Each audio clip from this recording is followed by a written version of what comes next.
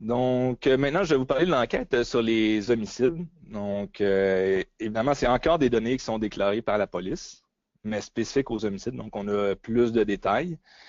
Euh, donc, c'est évidemment, c'est de recueillir, la nature, c'est de recueillir des données détaillées sur les homicides, caractéristiques, celles des auteurs présumés et des victimes. Et c'est des données qui visent à répondre sur la nature et l'étendue de l'homicide au Canada. Les répondants, c'est encore les services de police. C'est un recensement aussi, un recensement de tous les homicides.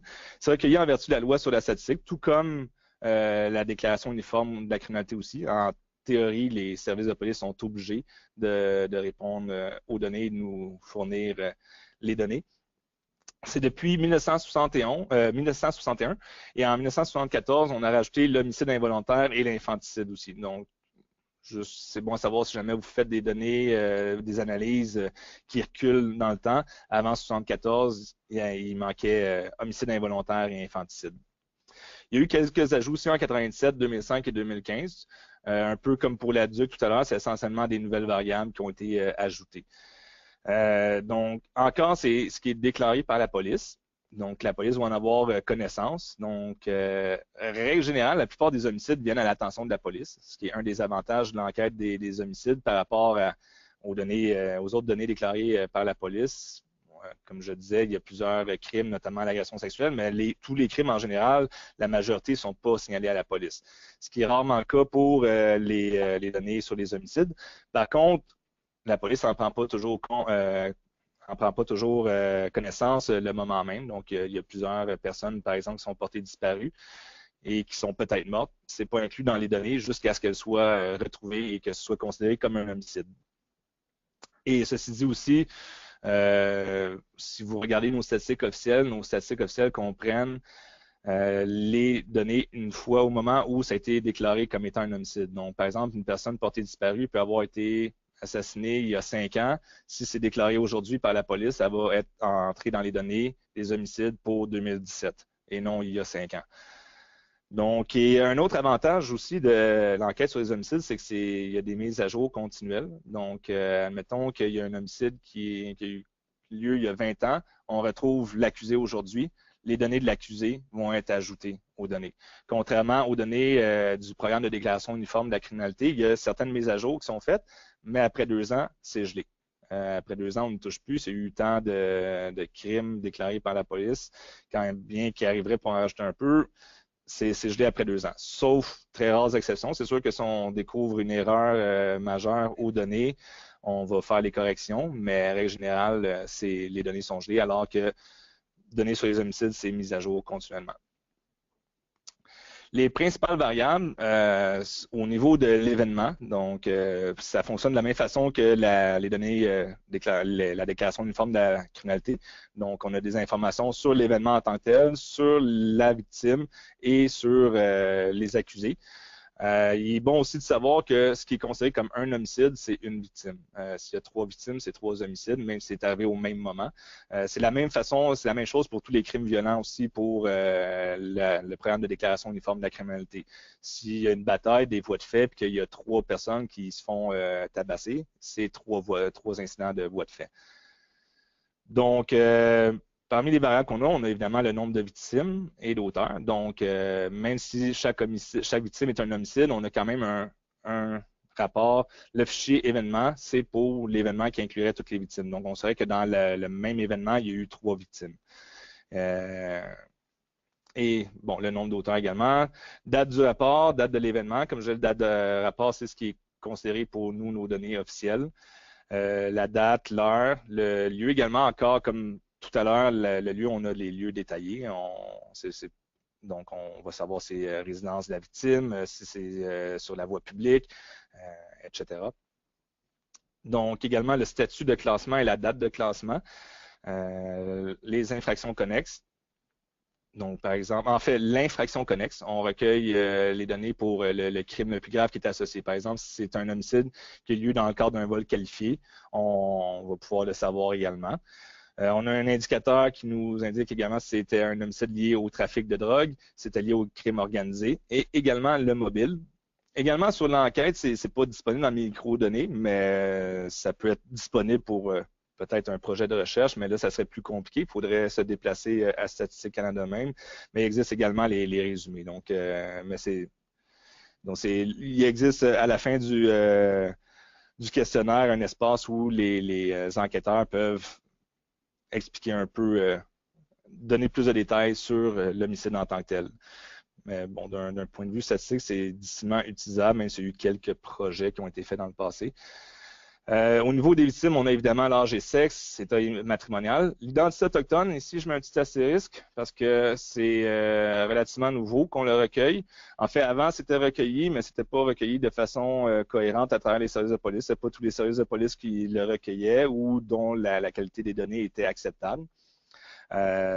Par contre, dans le cadre du rapport de la GRC sur les femmes autochtones assassinées et disparues, c'est devenu disons, un sujet un peu plus d'actualité. Donc, on a travaillé pour améliorer la qualité des données puis être capable d'avoir un indicateur fiable. Actuellement, ce n'est pas disponible dans les centres de données de recherche parce que ça va être seulement à partir de l'année prochaine. Dans les centres de données de recherche, actuellement, en fait, il n'est pas disponible dans tous les centres de données de recherche parce que c'est un pilote pour les homicides. Ça devrait être transformé, être disons, diffusé dans tous les centres de données de recherche, ne plus être un pilote d'ici quelques temps. Je ne peux pas donner de timeline exact, mais ça devrait l'être bientôt. Et Identité autochtone va l'être parce qu'à ce moment-là, il y aurait les données de 2015, qui est le moment où on a commencé à avoir l'identité autochtone. Également, en même temps, on a rajouté un indicateur de portée disparue. Essentiellement, c'est un indicateur qui indique si la personne était portée disparue avant l'homicide. On a également la situation professionnelle, la profession. C'est un homicide qui était lié au hasard, condamnation antérieure, cause du décès. Vous pouvez lire le reste. Initié, c'est peut-être pas clair. C'est un indicateur qui dit si c'est la victime qui a initié l'événement, disons. Si, par exemple, quelqu'un qui initierait une bagarre, mais qui en meurt, ça va être un homicide, c'est elle qui l'a initié. On peut toujours débattre que ça serait du victim blaming, mais c'est une variable qui existe, donc c'est là. Au niveau de l'auteur présumé, donc on reste encore dans la définition, comme je le disais tout à l'heure, c'est un auteur présumé, donc c'est qu'il y a des accusations qui sont déposées ou qui sont recommandées. On a âge et sexe, état matrimonial également, identité autochtone aussi, situation professionnelle, profession aussi, pays de résidence, également accusation la plus grave, parce qu'il peut y avoir plusieurs accusations. Ça peut être un homicide, mais ça peut être un homicide au premier degré, deuxième degré, homicide involontaire. Également, c'est des condamnations passées. S'il y a un trouble mental suspecté, s'il y avait consommation d'alcool ou de drogue, et s'il y a des antécédents de violence familiale dans le cas des homicides familiaux. Il y a un indicateur également pour savoir si l'accusé avait des antécédents. Donc, au niveau des données, la tendance des homicides, comme vous voyez, c'est relativement à la baisse. Ça suit les données déclarées par la police, à la baisse depuis le début des années 90.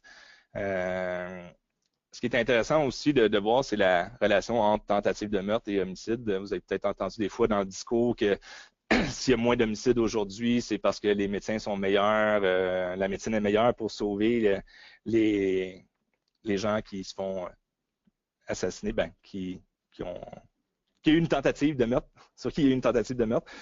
Ça pouvait être vrai à un certain moment, comme vous voyez, son recul il y a très longtemps, mais depuis quand même un certain temps, depuis le début des années 80, les deux tendances se suivent. Donc, il y a de moins en moins d'homicides, mais il y a aussi de moins en moins de tentatives de meurtre.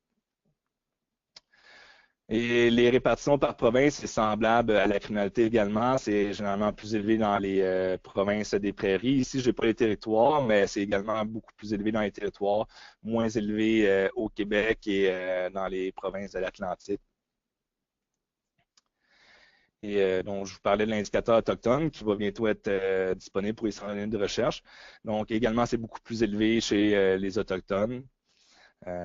Si vous avez travaillé déjà avec des données de la criminalité, c'est peut-être pas une surprise pour vous, mais là, maintenant, on peut le mesurer et mieux le comprendre. Donc, pour ce qui est des gangs également, on peut voir que ça monte un peu.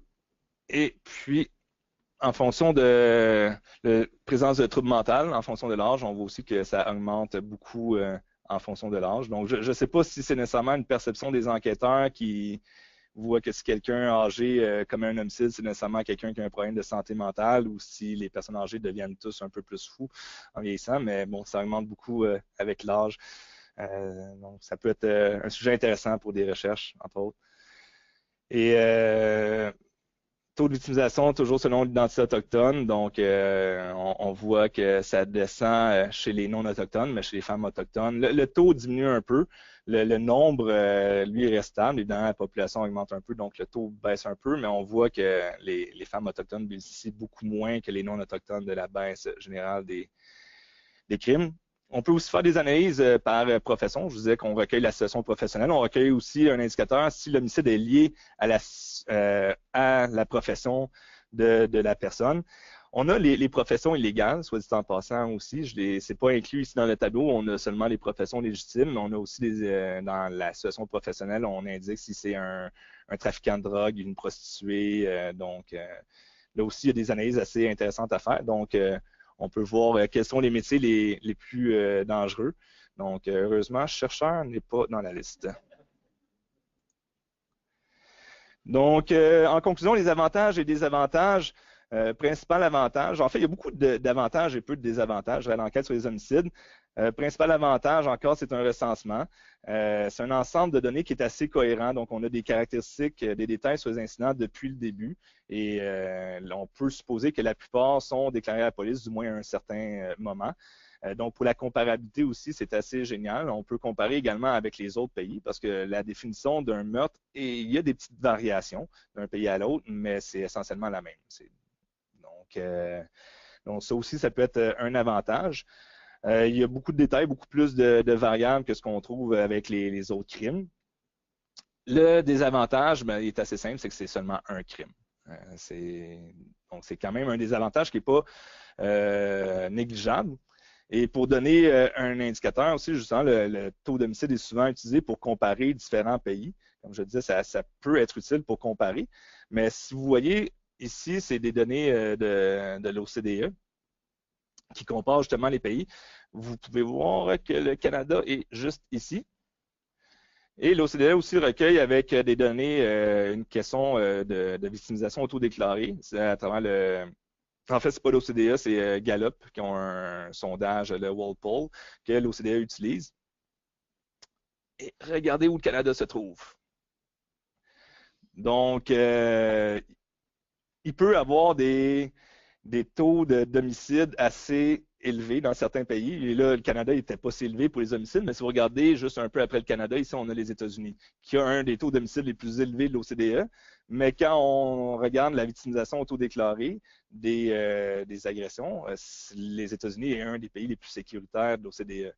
Donc, vous avez peut-être déjà eu l'intuition aussi, si vous allez en Europe, que des fois, ça ne semble pas si sécuritaire que ça.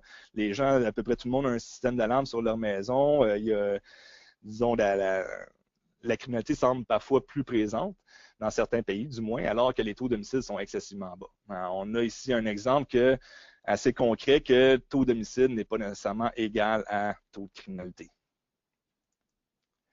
Donc, l'accessibilité des données, comme je le disais, c'est disponible dans les centres de données de recherche. Pour l'instant, c'est un pilote qui devrait ne plus être une enquête, un essai pilote bientôt. Donc, bientôt, devrait être disponible dans tous les centres de données de recherche. Et il y a également les publications de Statistique Canada.